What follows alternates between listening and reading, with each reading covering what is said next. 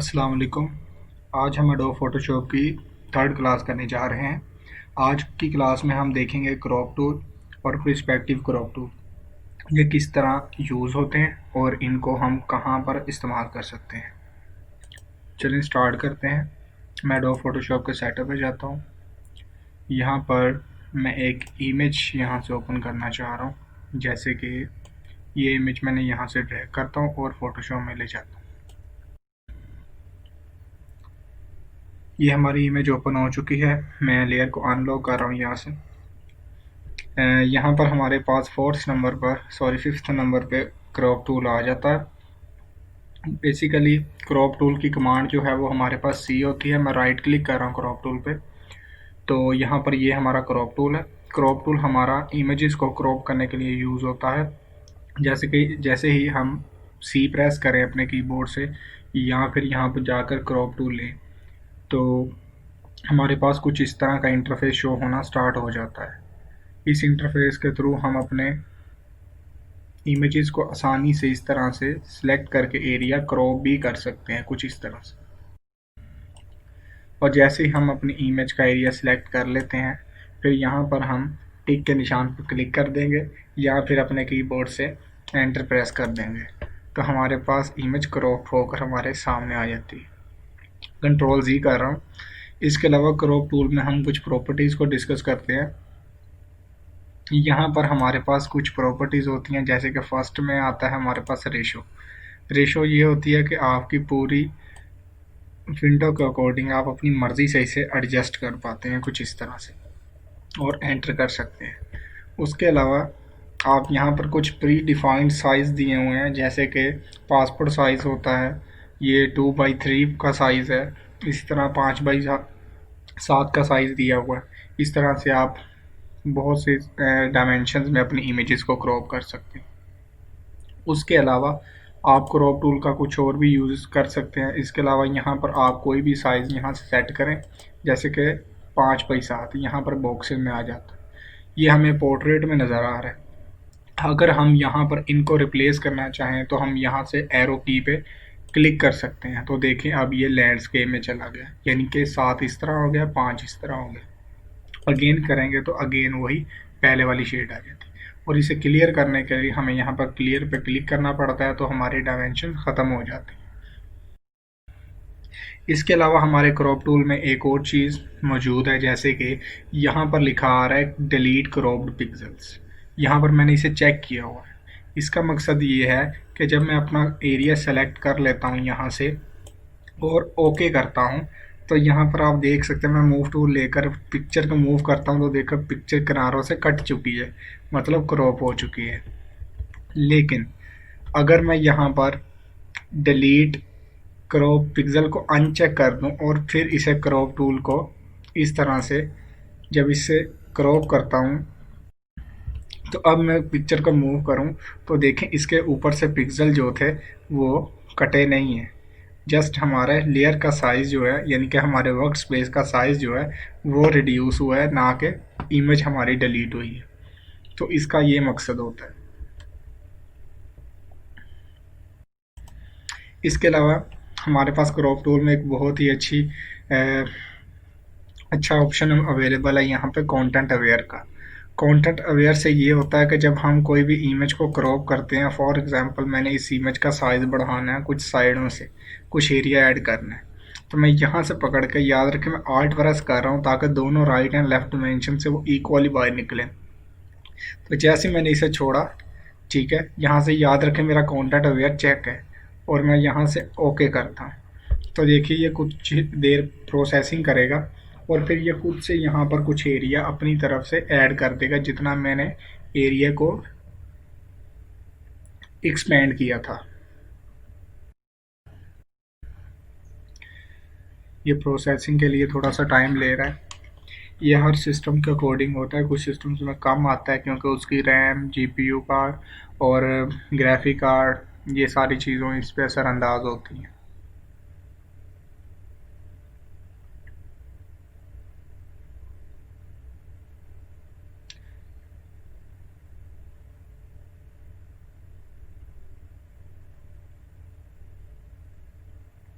हाँ जी, तो ये हो चुका है। आप देख सकते हैं कि यहाँ पर मेरी इमेज का जो साइज़ था पहले कुछ इतना था, इस तरह से, लेकिन बाहर वाले किनारों से ये वाला इसने एक्स्ट्रा ऐड कर दिया। अब मैं इसे ख़त्म अगर करना चाहूँ क्रॉप के टूल को, तो मैं यहाँ से बैक पे क्लिक कर सकता हूँ, तो ये वापस वही से आ जाती है यहाँ से। तो ये हमारे क्रॉप टूल का बेसिकली मकसद है यूज़ करने का। तो हम अपनी इमेजेस को इसके थ्रू क्रॉप भी कर सकते हैं और उसका एरिया एक्सपेंड भी कर सकते हैं कुछ इमेजेस का।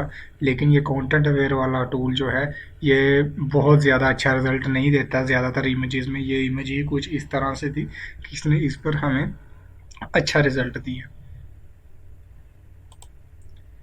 चलें अब हम कुछ इस तरह करते हैं कि एक इमेज लेते हैं, उसका बैकग्राउंड डिलीट करके उसको पासपोर्ट साइज़ लगाकर देखते हैं अपने क्रॉप टूल की हेल्प से। तो मैं यहाँ से इस लेयर को बंद कर रहा हूँ, यहाँ से यानी फाइल को। मैं यहाँ पर जाकर एक मैंने अभी नेट से पिक्चर डाउनलोड की है, इसे मैं ले आता हूँ फोटोशॉप में। यहाँ पर मेरे पास ये पिक्चर ओपन हो चुकी है और मैं अनलॉक कर लेता हूँ लेयर को, ताकि मैं बैकग्राउंड वगैरह इजीली डिलीट कर सकूँ या इसे मूव कर सकूँ। तो पहले तो मैं इसकी सिलेक्शन लूँगा और मेरे ख्याल में इसकी सिलेक्शन जो है वो आसानी से हो जाएगी क्विक सिलेक्शन टूल से। तो मैं बैकग्राउंड वाले एरिया की सिलेक्शन ले रहा हूँ।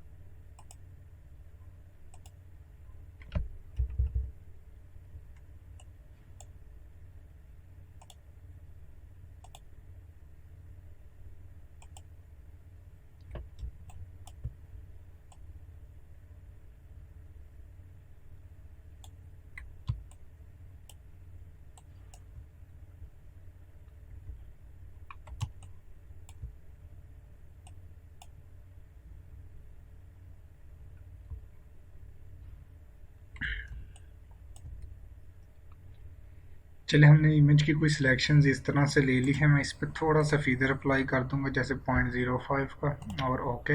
अब मैं बैकग्राउंड एरिया डिलीट के बटन प्रेस करके डिलीट कर रहा हूँ। ये हमारी इमेज जो है वो क्रॉप हो चुकी है। अब मैं चाह रहा हूँ जी इसके पीछे एक बैकग्राउंड लगाऊँ ब्लू कलर का। मैंने ब्लू कलर का बैकग्राउंड लगाया और आल्ट बैक स्पेस से कलर डाल दिया इसमें।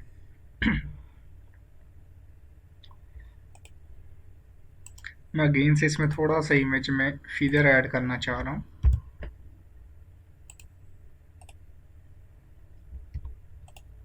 ताकि इसकी सिलेक्शन जो थी वो हमारी आसानी से स्मूथ हो जाए। आई थिंक अब ये अच्छी लग रही है पहले से।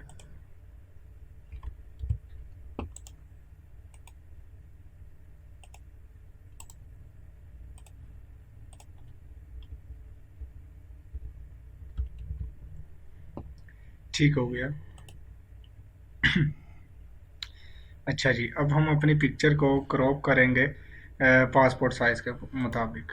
तो पासपोर्ट साइज़ की जो रेशो होती है वो हमारे पास होती है 1.5 इंचज़ बाई 2 इंचज़। आप देख सकते हैं ये क्रॉप ने पासपोर्ट साइज इमेज की रेशो सेट कर ली। अब चाहे तो हम इमेज को ऊपर नीचे भी कर सकते हैं, लेकिन मैं यहाँ से क्रॉप को आल्ट प्रेस करके छोटा कर रहा हूँ कुछ यहाँ पर। आई थिंक यहाँ बेस्ट है, मैं यहाँ से ओके कर देता हूँ। तो देखिए इस तरह से आप अपनी पासपोर्ट साइज़ इमेजेस वगैरह जनरेट कर सकते हैं। तो अब हम यहाँ से कंट्रोल शिफ्ट एस प्रेस करके इसे सेव एज कर लेते हैं। आई थिंक इसे थोड़ा सा इमेज को नीचे करना है मैंने, यहाँ पर कंट्रोल शिफ्ट आई प्रेस करके इसे सेव करना चाह रहा हूँ, तो मैं इसे कर लेता हूँ सेव एज जीपीजी। ठीक हो गया। और इसे ये रिप्लेस कह रहा है, लेकिन हम इसका नाम ले लेते हैं न्यू इमेज और सेव मैक्सिमम क्वालिटी ओके। जैसे हमने इसे सेव किया तो आप देख सकते हैं कि ये हमारी एक किस्म की यूज़ करने के लिए पासपोर्ट साइज़ की इमेज आ गई। हम इसके बाल वगैरह भी सही कर सकते हैं, लेकिन वो हम इंशाल्लाह अगली क्लासेस में करेंगे, इसके बाल वगैरह भी सही। तो ये हमारे बेसिकली क्रॉप टूल का काम है, जो हम अपने क्रॉप टूल से करते हैं, कोई भी साइज़ लगाकर इमेजेस पे काम करते हैं।